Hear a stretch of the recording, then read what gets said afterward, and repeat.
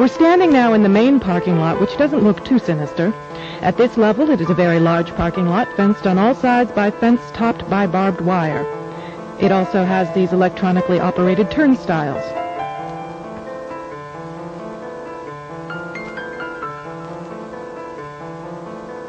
There is also a surveillance camera, just like we saw at the FEMA facility, pointing out to the parking lot, and a helicopter windsock.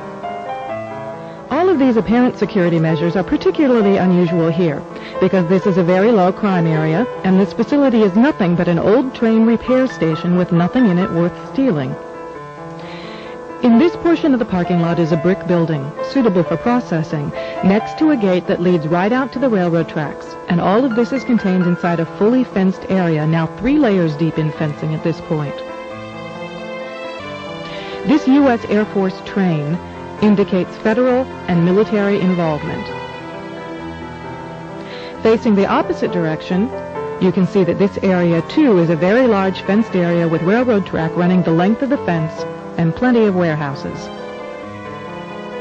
This facility was supposed to have closed in June of 1993, yet instead several $1 million in federal funds have been spent on supposed renovations over the past 2 years. Helicopter windsocks and markers are evident throughout the property.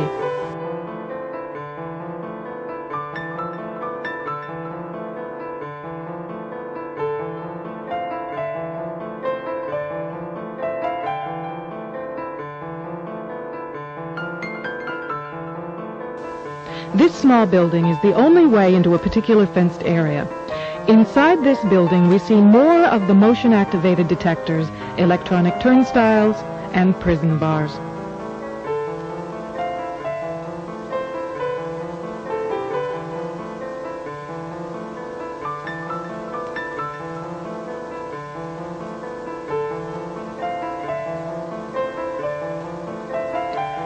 All of the renovations to this property have involved putting in new fencing, electronic turnstiles, concrete flooring in unused warehouse buildings, and putting in large gas furnaces on buildings that were never heated any time in the past 20 years. Outside this building is fencing and a cattle run section of fence, all topped by barbed wire, pointing inward, not to keep people out, but to keep people in. This was common throughout the facility, particularly the new fencing that had been erected.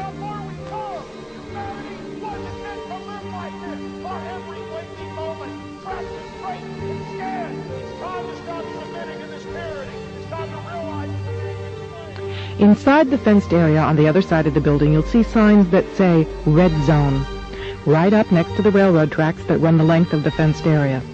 Next to the Red Zone sign, you can see closely numbered markers on the fences that are too closely spaced to be parking markers, just as if they plan to have people line up to board the trains.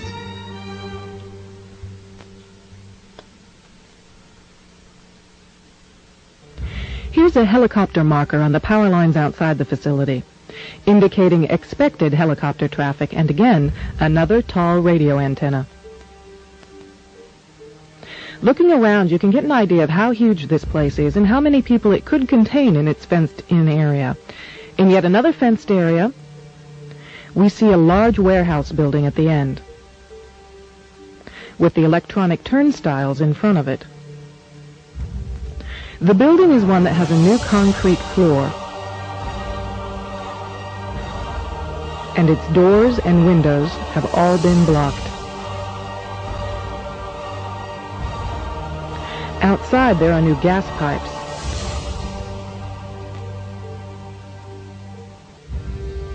Even as we were filming, a black helicopter flew over us, observing what we were doing, which has happened many times when we have been at the facility.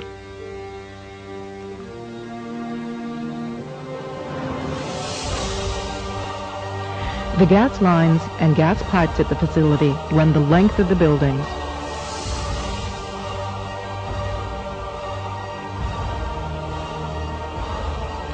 And come out at some very, very large, brand new furnaces that have been installed at the buildings throughout the facility.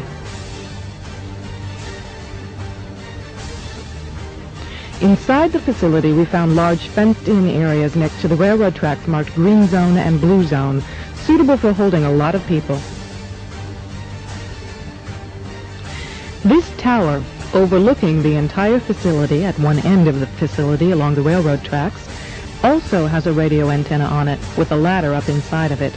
It would make an excellent watchtower.